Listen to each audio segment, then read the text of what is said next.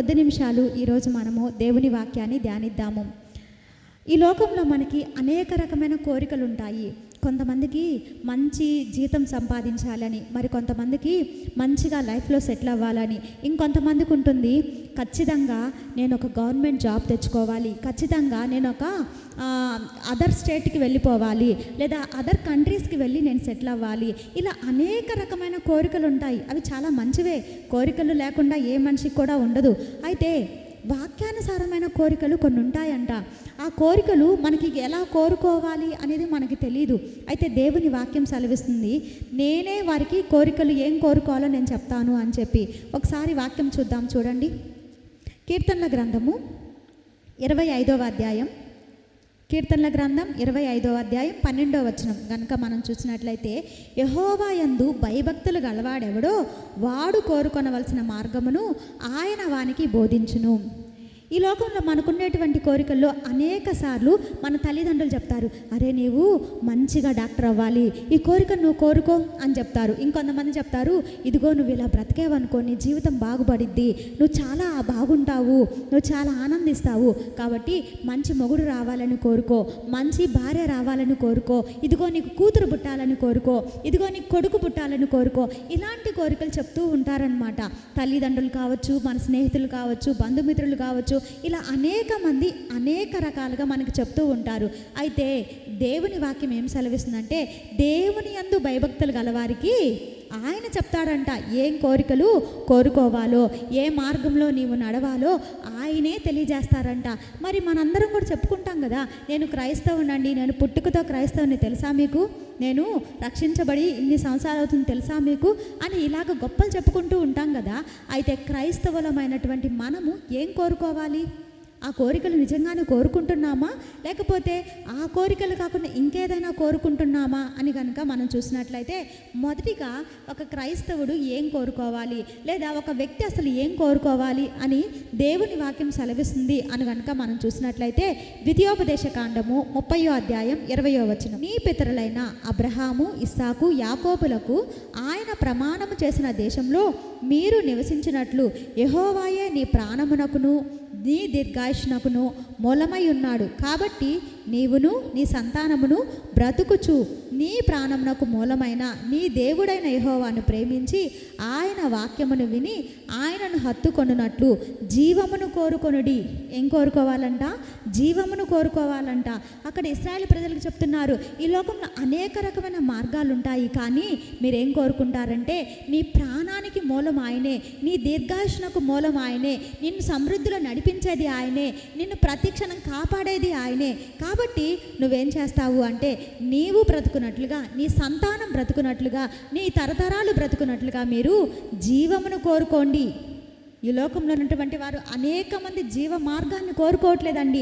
వారికి కావాల్సింది ఏంటంటే, ఈ లోకంలో ఆనందించేటువంటి మార్గం కావాలి, ఈ లోకంలో క్షణకాలం దొరికేటువంటి సంతోషం, సమాధానం వారికి కావాలే తప్ప జీవ మార్గం వారు కోరుకోవడం లేదు. అందుకే కదా, రండండి మందిరానికి వెళ్దాం అంటే, మాకు సినిమాలు చూడాల్సిన పని ఉంది, మాకు టీవీలో ప్రోగ్రాం ఉంది, ఆ ప్రోగ్రాం ఖచ్చితంగా చూడాలి, ఇదిగో ఈరోజు ఈ ఎపిసోడ్ చాలా బాగుంటుంది కాబట్టి నేను రాను. ఇంకొంతమంది అంటారు, రండండి మందిరానికి వెళ్తాము, దేవుడు జీవమై ఉన్నాడు కదా, ఆయన ద్వారానే మనకు జీవము, ఆయన ద్వారానే మనకు నిత్య జీవము, మీరు రండి అన్నాం అనుకోండి, లేదండి ఈరోజు మాకు ఇంట్లో చాలా ముఖ్యమైన పని ఉంది, ఈరోజు మాకు చుట్టాలు వస్తారు, ఈరోజు మాకు ఫంక్షన్ ఉంది, ఇలాంటి మాటలు చెప్తూ ఉంటారు.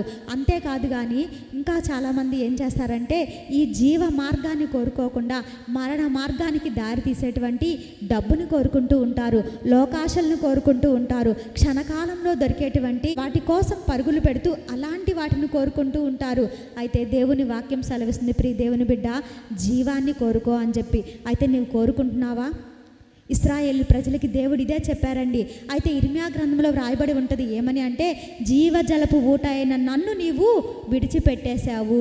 జీవజలపు ఊటని విడిచిపెట్టేశారంట. విడిచిపెట్టి వారు ఏం చేశారు? జీవము లేని ఊటల్ని వారు తవ్వించుకోవడానికి ప్రయత్నించారంట. ప్రియ దేవుని బిడ్డ, ఈరోజు నీవు కూడా అలాగే చేస్తున్నావేమో. జీవజలపు ఊటని అందిస్తాననేటువంటి దేవుణ్ణి నీవు కోరుకోకుండా, జీవాహారాన్ని ఇస్తానటువంటి దేవుణ్ణి నీవు కోరుకోకుండా, నిత్య జీవం అందించాలి అని చెప్పి ప్రయాసపడి నీకోసం ప్రాణం పెట్టిన దేవుణ్ణి కోరుకోకుండా, నిన్ను ప్రేమిస్తున్నటువంటి దేవుణ్ణి కోరుకోకుండా, నీవు నిత్య జీవ మార్గాన్ని కోరుకోకుండా, క్షణికమైనటువంటి ఆనందాన్ని ఇచ్చేటువంటి జీవము లేని మార్గాన్ని కోరుకుంటున్నావేమో. ఇశ్రాయేలు ప్రజలు అనేక సార్లు దేవుని చేత గద్దించబడినప్పటికీ, హెచ్చరింపబడినప్పటికీ వారు ఆ జీవ మార్గాన్ని విడిచిపెట్టేశారు. కాబట్టే అనేక మంది అనేక సందర్భాల్లో సంహరించబడ్డారు.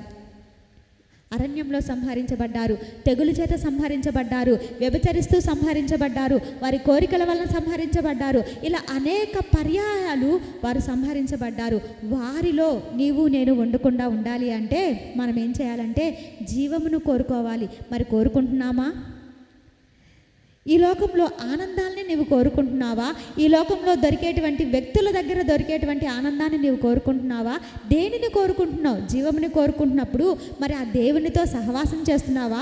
ఆ జీవజలపు ఊట నీలో ప్రవహిస్తుందా? జీవధారలు నీ హృదయం నుంచి ప్రవహిస్తున్నాయా? ఒకసారి ఆలోచించు ప్రియ దేవుని బిడ్డ. నీవు జీవమునే కోరుకున్నట్లయితే ఆయన ద్వారా అందించబడేటువంటి ఆ జీవము నీలో ప్రవహిస్తూ ఉందా? ఆ జీవము నీలో ఉండి ఆధ్యాత్మికంగా నీవు జీవించి ఉన్నావా, లేక ఆధ్యాత్మికంగా చనిపోయి ఉన్నావా? ఇశ్రాయేలు ప్రజలు జీవమును కోరుకోలేదండి, అందుకే మరణించారు. మరి నీవెలా ఉన్నావు? మరి రెండవదిగా మనం కోరుకోవాల్సినటువంటి మార్గం ఏంటి అని కనుక చూసినట్లయితే రక్షణను మనం కోరుకోవాలి. అదేంటండి రక్షణను కోరుకునేది అని ఆలోచిస్తున్నావా? కీర్తనల గ్రంథం 12వ అధ్యాయం ఒకసారి చూద్దాము. 12వ అధ్యాయం 5వ వచనం. రక్షణను కోరుకొని వారికి నేను రక్షణను కలుగజేసేదను అని యెహోవా సెలవిచ్చుచున్నాడు. మనకందరికీ ఏమనిపించిందంటే రక్షణ ఉచితం కదా, మరి కోరుకోవటం ఏంటి? ఎస్, నీవు కోరుకోవాలి. ప్రభువా, ఇదిగో ఈ లోకంలో రక్షణ అనేది ఎవరి ద్వారానూ సాధ్యమయ్యేది కాదు. ఈ నదులు కావచ్చు, లేదంటే పుణ్య స్నానాలు కావచ్చు, లేదంటే పుష్కరాలు కావచ్చు, యజ్ఞాలు, ఇంక ఏవైనా కావచ్చు, మనకి పరిపూర్ణమైనటువంటి రక్షణను కలుగచేయలేవండి. అవి కేవలం కూడా ఏదో మనం ఆచరించేటువంటి ఆచారాలుగా ఉండిపోయాయి. అందుకే దేవుడు చెప్పారు కదా, మనుషుల పారంపర్యాచారాలు అవి. వాటి ద్వారా మనకి రక్షణ అనేది కలగదు, వాటి ద్వారా మనకి నిత్య జీవం అనేది కలగదు.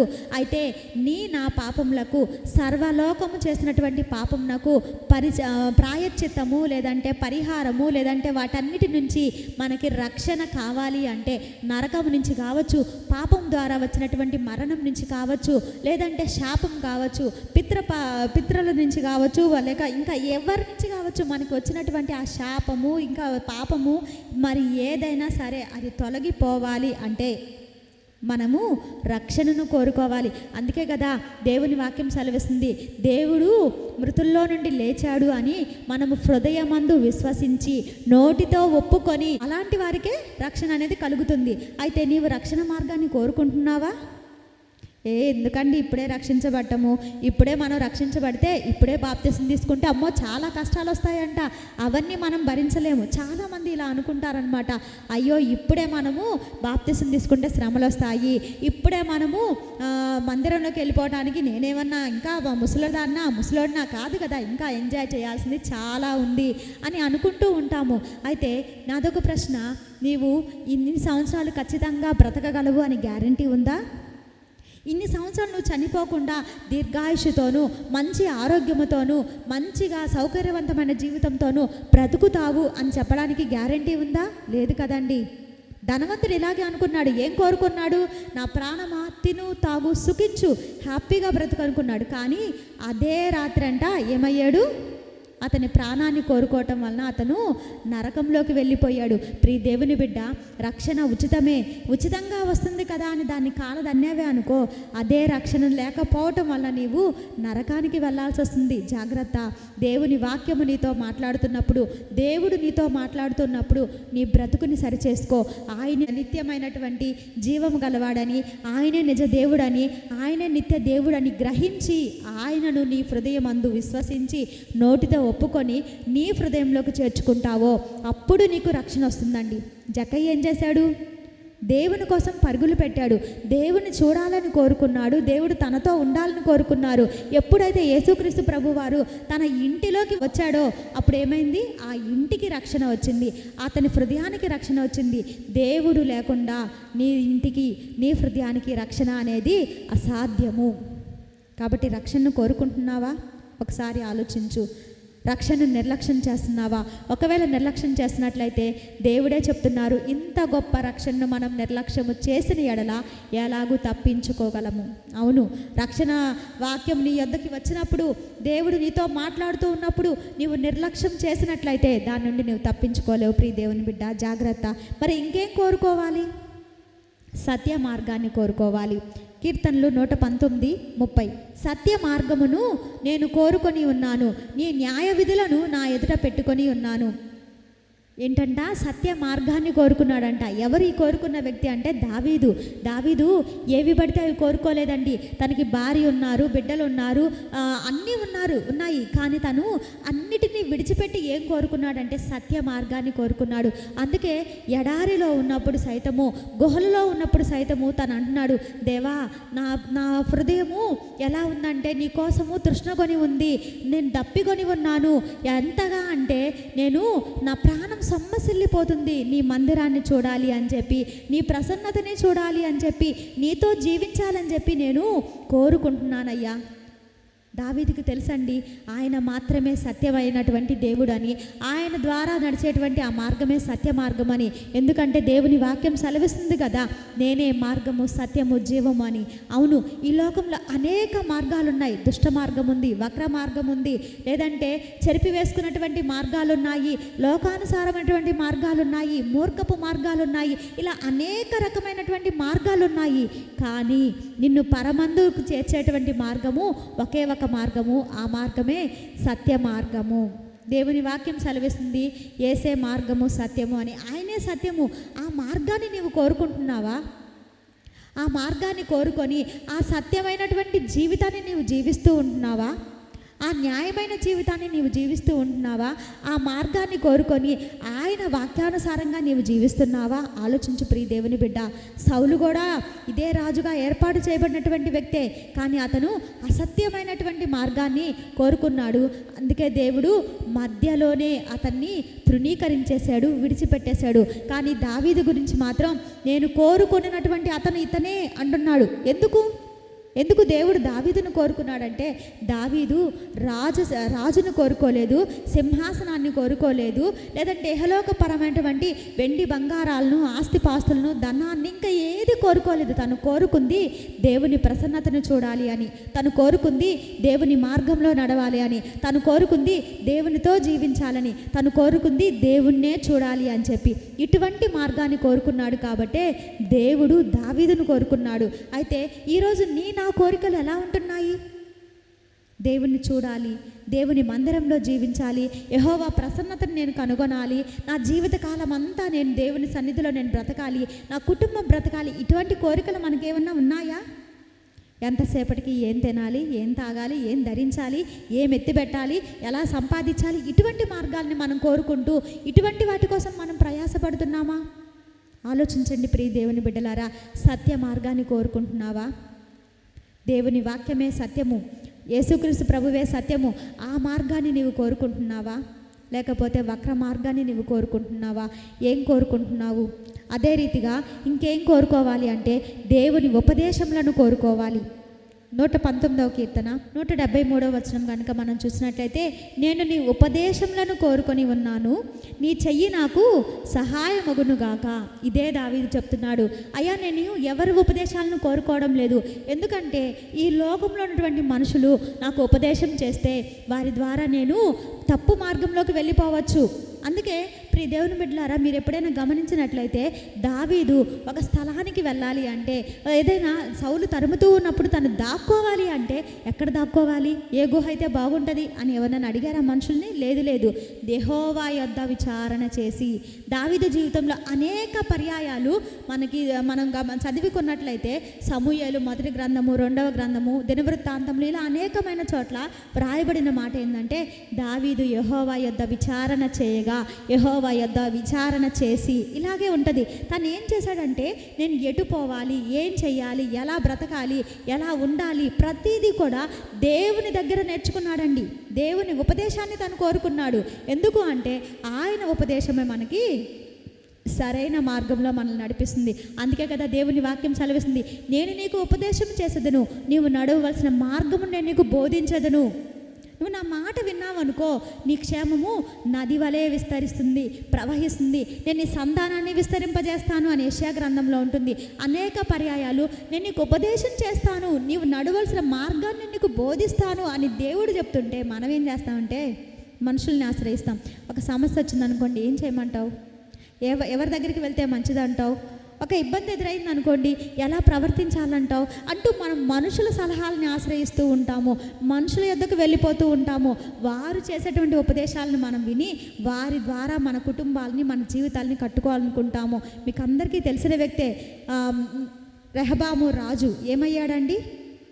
పెద్దలు ఉపదేశం చేశారు మంచిగా, కానీ పెద్దల ఉపదేశాన్ని తిరస్కరించేసి తన తోటి యవనస్తులు చెప్పినటువంటి ఉపదేశాలను విని, ఆ సలహాలను విని పాటించారు. దానివలన ఏమైపోయిందంటే 12 గోత్రాలు కలిగి ఉన్నటువంటి ఏకరాజ్యమైనటువంటి ఇశ్రాయేలు రాజ్యము 2గా చీలిపోవడానికి కారకుడయ్యాడు రెహబాము.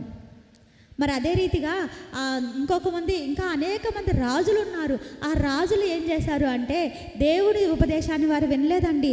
ఎవరో ఒకరు తమ రాజ్యంలో సలహాదారులుగా పెట్టుకొని, లేదంటే తమ తల్లులను పెట్టుకొని వారు చెప్పిన మాట ప్రకారంగా నడుచుకున్నారు. అక్కడ అనేక మంది రాజుల జీవితాల్లో వ్రాయబడి ఉంటుంది ఏంటి అంటే వారు ఉపదేశకులే వారిని చెరిపివేశారు. అవునండి, ఈ లోకంలో ఉన్నటువంటి ఉపదేశకులు ఎలాంటి వారంటే వారు కూడా మన వంటి వారే. మనకంటే కొంచెం జ్ఞానంగా వాళ్ళు ఉండుండొచ్చు, మంచి పరిజ్ఞానం కలిగి ఉండొచ్చు, కానీ వారు దేవుని కంటే జ్ఞానవంతులైతే మాత్రం కాదు. అందుకే దేవుడు చెప్తున్నారు, నేను నీకు ఉపదేశం చేస్తాను. నువ్వు ఏ దారిలో నడవాలో, నువ్వు ఎటు వెళ్ళాలో, ఏ ఉద్యోగాన్ని ఎంపిక చేసుకోవాలో, ఏం చదవాలో, ఎవరిని వివాహం చేసుకోవాలో, ఎక్కడ నివసించాలో, ఎలా బ్రతకాలో, ఇతరులతో ఎలా మాట్లాడాలో ప్రతిదీ నేను నీకు ఉపదేశం చేస్తాను అంటున్నారు. కానీ మనం మాత్రం ఉపదేశాన్ని కోరుకోవడం లేదు. దేవుని ఉపదేశాలు ఎక్కడో దొరకవండి, దేవుని వాక్యంలోనే దొరుకుతాయి.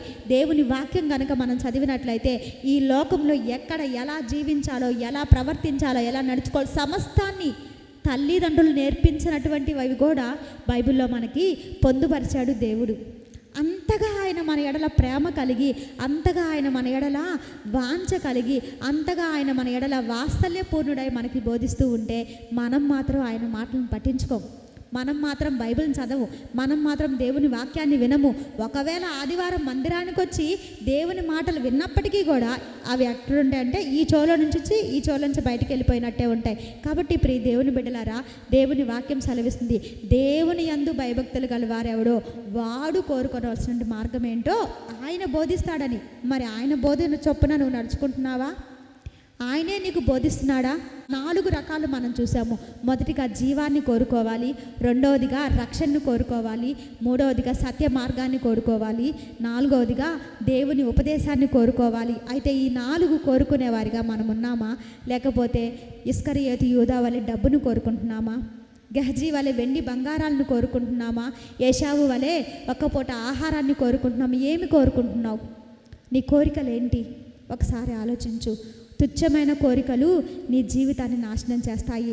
ఇహలోకమైనటువంటి కోరికలు నీ జీవితానికి క్షణకాలమే ఆనందాన్ని ఇవ్వగలవు, కానీ పరిపూర్ణమైన సంతోషం నీకు కావాలి. నీ జీవితము ఒడిదుడుకులు లేకుండా మంచి మార్గంలో నడవాలి. నీవు సంతోషంగా ఉండాలి, నీవు సమాధానంతో ఉండాలి. నీ కుటుంబంలో దేవుని సమాధానం ఏలుబడి చేయాలి అంటే ఆయన కోరుకోమన్నవే కోరుకో. ఆయన కోరుకోమన్నవి నువ్వు కోరుకున్నట్లయితే నీ జీవితంలో సంపూర్ణ సంతోషం ఉంటుంది. నీ జీవితంలో ఎల్లప్పుడూ నిత్యము సుఖములు ఉంటాయి. ఆయన చెప్తాడు నువ్వు ఏం కోరుకోవాలి, ఏం కోరుకోకూడదు, ఎటు వెళ్ళాలి, ఎటు వెళ్ళకూడదు, నువ్వు ఎలా ప్రవర్తించాలి, సమస్తము నీవు దేవుని వాక్యాన్ని చదివినప్పుడు దేవుడు నీతో మాట్లాడతాడు. ఆ మాటల చొప్పున నీ జీవితాన్ని నువ్వు కట్టుకున్నట్లయితే నీ జీవితంలో ఎల్లప్పుడూ శాంతి, సంతోషం, సమాధానము ఏలుబడి చేస్తాయి. దేవుడు అనుగ్రహించేటువంటి సమాధానం నీ హృదయంలోనూ నీ కుటుంబంలో ఏలుబడి చేస్తుంది. కాబట్టి ఒకసారి ఆలోచించు ప్రియ దేవుని బిడ్డ, నేనేం కోరుకుంటున్నాను, ఏవి కోరుకొని ఎటువైపు నడుస్తున్నాను, దానివలన ఎలాంటి నష్టాన్ని నేను ఇప్పటి వరకు తెచ్చుకున్నాను, కాబట్టి ఇప్పుడైనా నా జీవితాన్ని మార్చుకుందామా లేదా అని ఆలోచించు. మార్చుకోవాలి అని కనుక నీవు ఆలోచించినట్లయితే తక్షణమే దేవుడు పాదాల దగ్గరికి రా. ప్రభా, నిజమే, ఇన్నాళ్ళు నేను మనుషుల చొప్పున నేను నడుచుకున్నాను, లోకానుసారమైన కోరికల చొప్పున నేను నడుచుకున్నాను, కాబట్టే నేను ఎంతో నష్టపోయాను. ఇక మీదట అలా వద్దు ప్రభా, నువ్వు చెప్తా అన్నావుగా, నువ్వు నాకు బోధిస్తా అన్నావుగా, ఏం కోరుకోవాలో ఏం కోరుకోకూడదో నాకు బోధిస్తా అన్నావు కదా, కాబట్టి నీ బోధ నేను వింటాను. మనుషుల బోధ కాదు, లేదంటే మనుషుల సలహాలు కాదు, నా సొంత కోరికలు, నా సొంత ఆలోచనలు కాదు, కానీ నీ పాదాల దగ్గర కూర్చొని నీ ఉపదేశాన్ని కోరుకొని నీ చిత్తానుసారంగా నేను నడుస్తాను ప్రభా, అట్టి కృపని నాకు దయచేయి ప్రభా అని దేవుని పాదాలు పట్టుకుందాము. దేవుడు చెప్పినటువంటి మార్గంలో మనం నడిచి ఆయనతో పాటు జీవించిన దేవుని హృదయానుసారుడైన దావీదు వలె మనం బ్రతుకుదామండి. ఇట్టి కృప దేవుడు మనందరికీ కూడా అనుగ్రహించునుగాక. ఆమేన్.